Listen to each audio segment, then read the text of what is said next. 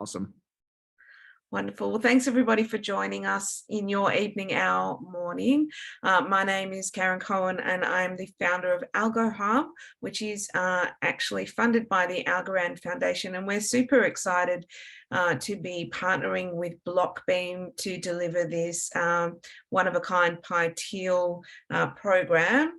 The idea came to us around probably 6 months ago now, that we wanted to teach people how to program on the blockchain, and we looked around, we couldn't really find a course that was suitable. So I said to Pete, and Pete's here, he can say hello, let's create our own.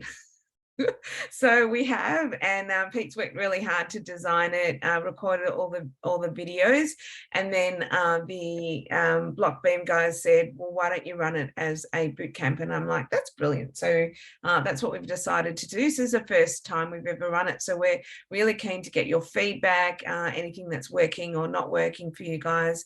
I'm happy to hear about it. Just a bit of background, I'm sure you all really know about Algorand, but if you don't, it's a layer 1 blockchain. It's fully decentralized, it's fast, secure, it's green, it's cheap. We think it solves the blockchain trilemma, and it works on proof of stake, not proof of work, and it actually works on a special proof of stake, which means that no one can really be in line first to solve the next block. And we like the fact that it is a sustainable blockchain, and we've been a bit excited with what's been going on with Ethereum, because it sort of says to us that proof of stake has been the right way to go with blockchain, and they're following our lead, really. So that's positioned us in a really good way. Some of the things that we've been working on at Algorand is, I don't know if you know anything about Algoana, but they are an NFT that when you buy the goanna, they plant trees. Tokens for Humanity is a little group of charity that are doing charity token DAO, and they've been working with a company in Australia called the Lost Dogs Home and selling NFTs, so that helps to save all the lost dogs. And my personal favorite is Meadow Labs, that have been building the Australia Zoo project. So there you can see a croc. And so that's been saving some of the Australian animals, which that goes to the Australia Zoo Conservation. So when you buy one, you get an egg, you don't really know what traits it's going to have, and some traits are more rare than others, and the money goes fully to charity. This is the koala. We're waiting for the 3rd of the series to come out. I'm hoping it's a turtle, but I don't know. I don't have the alpha on that, but I did see something. And so yeah, they've raised $170,000 so far with their drop. It's sold out in like 3 days. It's a really fun project. It's very Australian, so we love that one as well. And I'm sure you guys have heard that we're also got the NFT for the FIFA, so we're really looking forward. I think the women's FIFA is coming to Australia, the finals next year. So we're looking forward to hopefully partnering with them as well next year for some events. I've been playing around with some of the NFTs on Algorand. So I did this one. It's called Block Dog, because my nickname, for those of you who don't know, is Block Mum. So this was my dog. And so I minted that one on Algo Gems. Was super cheap. I want to say it was super easy, but like there was a whole thing about learning to turn my pop-ups off on my computer, and yeah, get savvy with the whole NFT minting thing. But that's one of the good things, as we've been learning about how to use the Algorand blockchain and how to add things to wallets. Pete's been able to add that to the courses and make sure that you guys have a really good environmental experience as part of the course. One of the other things that Algorand has done is been put $50 million into the Centre of Excellence program. So all the unis that have won that scholarship are setting up Algorand Centres of Excellence. So there's one in Australia called Monash University, and they have also included Singapore. I'm not sure who's won it in the States. I'd have to have a look at that one actually, but that's been a great program. And piggybacking off that, we've created the Algorand Blockchain Club. So we've been supporting student clubs. So if you've got any student blockchain clubs that want events or speakers or want to do a hackathon with us, we can provide financial support as well as workshop material and speakers and things like that. And if you want a free Tiger Chi NFT, feel free to drop us a line and we can send one over, because that's something that we're doing to promote Algorand at the moment. So the Algo Hub itself, we realized there was a shortage of blockchain developers, and we went to Algorand and asked them to fund us to create a community for Algorand developers. I don't know what it's like in the States, but in Australia, the communities tend to be more around the startups and the traders. So this is really new for us to create something that's just dedicated to developers. And there's basically, we're looking at education, scholarships and community events, and also supporting the students. And so we've got a team. It's myself and 3 students, Peter, who's here, who will speak a little bit later, Sienna, who's our student community manager, and Jason, who's doing his PhD at Deakin in blockchain, and Peter's also doing his PhD in blockchain. So it's myself and 3 wonderful students in blockchain, which I love, our little team. So there's Algorand has 2 programming languages. Basically, there's Reach, and Reach runs regular hackathons, and I know that BlockBeam has been supporting those hacks as well. So I don't know if any of you have done those, but they teach them really well and really fast. And people have been building on the Reach platform. Also using Reach, you can build on Algorand or you can build on Ethereum. So that makes it a really useful tool. But today we're really just talking about Pyteal, which is based on Python. We're providing a free course. It's paid for by the Algorand Foundation. We're going to provide a scholarship for assessment, and you'll be able to earn an NFT for certification.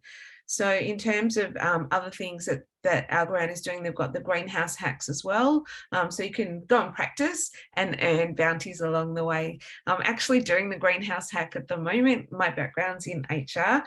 So I've had an idea for an HR application, which I've had in my head for about 5-6 years now. And so I went to Singapore and I met a lovely lady named Meet, and she's from India, and she won, I think she came second in the hack for Reach, and she wanted to do an HR application. So we're actually doing it together. So I'm really excited, and we said we're going to win, but I'll come back to you on whether we do or we don't. So about the Pyteal Bootcamp, so there's 3 learning units. There's about 7 to 10 videos in each unit. And then with the bootcamp itself, you can watch those videos anytime. Feel free to just hop onto our website and watch them. There's 3 live tutorials, and then there's 4 office hours with our tutor, and then there's 4 assessments, and you can apply for the scholarship for the assessment. We think that's worth about $1,000 US. We'll give you a certification for finishing and a personalized NFT. And if you miss anything, don't stress, everything will be recorded, and you can also watch it on the on our website as well. So these are the hours. So we've sort of done our time Mondays and Wednesday lunchtime, which is your time Sunday evening and Tuesday evenings. We've put some assessment dates around there because I know that developers need a bit of a hustle, and if we leave things open-ended, then they don't do it. So we've tried to encourage you guys to meet the deadlines. However, you can do it at a later time if you're stuck or busy or all those things, but we try and keep everyone to a timetable. And then at the end, we're going to be running a hackathon with Monash University, and that will also be all virtual. So if you guys want to join that, you're welcome to it. So I want to hand over to Peter, who is our Pyteal Bootcamp facilitator, and just, get him to talk a little bit about the course. And then if you've got any questions for either of us, more than happy to answer. Sure, that's great. Thanks, Karen. And so just on the Monash hack, it's hybrid for the hack itself, but it can be done fully online. So that if you are in Melbourne, although most people seem to be elsewhere, there is space. We have a limited amount of space that you can come in, and we're running that as part of the ACE that Karen mentioned before, as part of the Algorand Center of Excellence for Monash University. So hi everyone, my name is Peter, as Karen mentioned. So I've sort of I've sort of come back to do a PhD after having a career in software development for a while and then moving into blockchain. Before doing my PhD, I was working on sort of decentralized identity projects for a consulting firm. And then, so my research is on Algorand. I'm looking at the AVM, which is the Algorand virtual machine, and looking at using AI to identify vulnerabilities in smart contracts.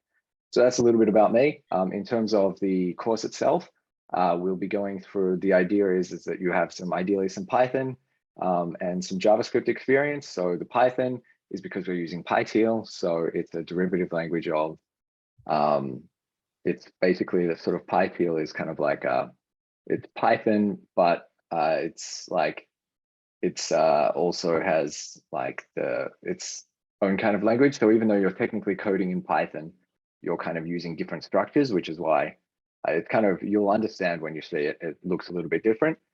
So the JavaScript is because there's a module that we do where we want to try and teach you to use the web front end. Because obviously smart contracts are great and everything, but one of the most important things is like being able to use them for ordinary people, for people like being able to use it without running a command line. So it's we have a module on sort of connecting with that, and so we use React for that. You don't have to know a lot of React, or you don't really have to know React, but just having familiarity with JavaScript makes it easier. And so the couple of things so I've got a background in Ethereum development. So do people here had experience developing for Ethereum or other blockchains before? No? Okay. So basically the main difference that you'll encounter between sort of Algorand and Ethereum is the transaction fees to begin with. Even though in Ethereum, you may hear about these big transaction fees, and that's caused by partly network congestion, but it's also caused by like this concept of gas, where as you start to do these more powerful computations, because it's essentially sort of like a world computer, right? Is the idea that you can execute anything you want, but you just have to pay for it. Whereas Algorand has a bit of a different approach, whereas they sort of have one transaction fee. So it equates to, it's 0.001 algos by default, which is like a fraction of a cent. And so the average transaction is probably like, you often execute transactions in a group. So it's a little bit, sometimes it might be 0.004, but it's still like a couple of cents, right? So because of that, they have designed the virtual machine and the smart contract language a little bit differently so that it doesn't sort of cause congestion. And they've had sort of like a very high transaction throughput and sort of without any sort of like increase in fees or congestion. So that's a bit about the course and a bit about sort of Algorand. Are there any questions? Are there any things that we've sort of missed that people would like to know? Yeah. Yeah, hi Peter. I just have a question about kind of the barrier to entry. I do have some coding experience. I've taken several classes in Python, but I'm in no way, shape, or form like a pro. So I was just wondering if my limited experience is that okay? Like, am I still gonna be able to properly do the module? Yeah, for sure. So I mean, there's some videos on YouTube that for just to get an idea of the sort of level of Python. If you want, there's some videos on YouTube I can direct you to that sort of like we use as part of our tutorial. So during our bootcamp, we go through both our own courses, and there's been some courses produced by the Algorand Foundation. So I'll just get the link to them for you, and I can just include it there, and you can just have a look through that, and sort of, so that will give everyone an idea of what to expect from the level of Python. It's pretty straightforward. So I think it could be fine, but I'll get that link for you during this call and include that in the chat. Great, thank you so much. Awesome, thanks, Eric. Alternative. No worries. Damien? Oh, sorry, Andrew? I was just going to say, alternatively, if you want to email it to us, we can put it in our Discord, make sure everyone gets it. Oh yeah, I'll do that. Amazing. Awesome, thanks. Great. Yeah, I'll probably need that too. So what are the assessments in the program? What's the scope of them? Are they, anything in particular that you can share now? We're interested. Yeah. Oh, sure. Yeah, So Okay. Sorry, I was just going to say there's a couple of different sort of layers of assessments. So there's sort of like the ones that, so as part of the boot camp, we sort of provide you with, there's like a GitHub repo that has like a breakdown of sort of the parts of the lesson that you can just sort of, so you can follow along there instead of just having to follow along with the video. Because as a dev, I always much preferred that than having to go through the, like, you know, to watch all the videos, because sometimes I have a short attention span, or I'm multitasking, or I'm going back and forth and things. And Karen has just posted the assessments in there, but for the, and if you go through the, if you want to be certified, the assessments are sort of like the adding some extra stuff to the tutorials, but then there's also like a project that you do at the end, which is, so it's all based on, you don't need any extra information apart from a little bit of Python or JavaScript knowledge, and then just to sort of like implement things that we teach you in the course. So it's pretty approachable.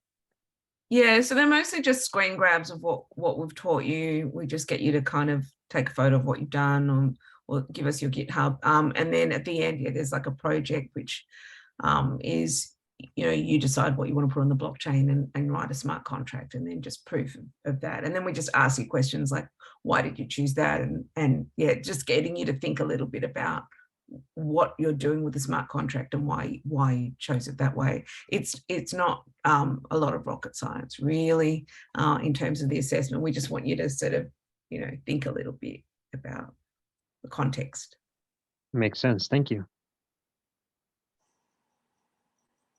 No worries. Are there any other questions for Pete or for myself about the program? Yeah, I have a question. What kind of developer tools will we be needing for the program?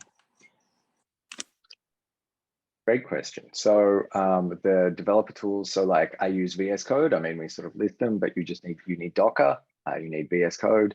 I do it sort of, most of mine is on a Mac. There's, but you know, you can do it on Windows or Linux. If you are on Windows, you could probably use WSL2. If you've got that, that would be great. There's also in Algorand have their own sandbox tool, which makes it really easy, comparatively easy to set up your own development environment.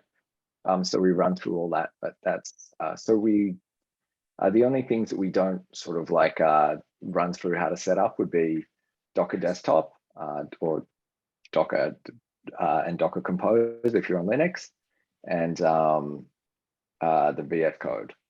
But that's the sort of, and having Python installed and npm. But that's pretty much it. Does that? I think is the first tutorial, Pete, really about setting up the environment.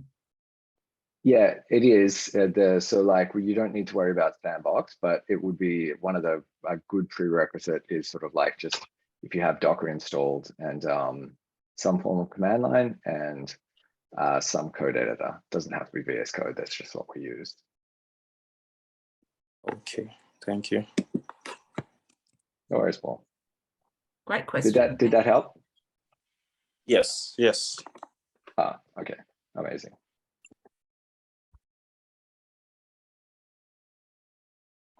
No other questions? Josh, did you have something? I was wondering if you have any relationships with companies that are hiring junior developers. Yeah, we do actually. So that's, sorry, Karen. There you go. So that's sort of like our whole thing behind the scenes is like, it's a funnel, right? So like you can't, having any form of education, you have like the sort of like the top of the funnel where the people go through, they start the course. And unless you have sort of like those relationships with companies that are looking to hire devs at the bottom of the funnel, it doesn't really work. So where we've got those relationships with the sort of like people in the industry, I think that like someone from one of the previous hackathons, Reach Hackathon, went to work with AlgoMint. That's right, isn't it, Karen? Yeah. Yeah, and sort of there's like we've got relationships with XBacked and sort of like there's a venture studio called Meld Ventures, and they have like a suite of companies. Yeah, Awesome. so it's no guarantee, but there's definitely people looking. yeah, I think part of the reason that we're partnering also with BlockBeam is the employability piece. So obviously you guys want to get qualified so you get some work. So definitely working with BlockBeam as a partner in recruitment, but also, yeah, we'll be partnering with Axel, which is a new accelerator in Australia, Asia Pacific, that'll be looking for talent. And yeah, around our side of the world, we definitely have contacts and they look for global talent. But yeah, definitely, I think this is really the end game, isn't it? We don't just program for the sake of it. We want to be paid to do it. So we will help you as much as we can. Very cool. Thank you. Yeah, no worries. And a great question, by the way. I should have mentioned it because, like, realistically, that's why. Like, when you're looking to move into a new career or when you're looking to learn a new tool, where typically we do it because there's an incentive, right? It's not just, sometimes it's because we want to learn something new, but a lot of the time it's because we're wanting to change careers and so. I actually had a question. So for the Monash Accelerate, am I saying that right? Monash University? It's fine. Monash, it's fine, yeah. Monash. Okay. So for that hackathon, is it open to only devs, or are you also looking for more business-minded people who might have ideas for concepts? So great question. So it's just around sort of teams, right? So in the past, not all teams have been made up exclusively of you often have like other people that aren't devs, but it just sort of like I think we're still organizing how the team matching will go. Karen, you were in there, you participated in the last remote one. How did the team matching work? Yeah, look, I always think there's value in non-devs going to these hacks and then teaming up with devs, because I've seen really great ideas come from the non-devs, and then they're looking for technical support to build. So that's how I've come in to the greenhouse hack at the moment. I've gone in as a non-dev and I've gone, you do all the technical stuff and I'll do the ideas and do the PowerPoints and the videos and make it look schmick and all that stuff. And also, that project management, product management kind of experience is really good as well. So I'd encourage it. It depends on how Monash does their sign-in. Like, you could definitely, I think it's team-based. So you just go, okay, we're going in as a team. Yeah. Awesome. And just on that, sorry. Just on that, so while our sort of course is mainly focused on devs, there's like, if you are like Web3 needs all kinds of people, right? So I often say one of the probably the best people I've worked with in Web3 isn't a dev. She's a product manager, and so I've often said that without if you just have devs, then you just have an app.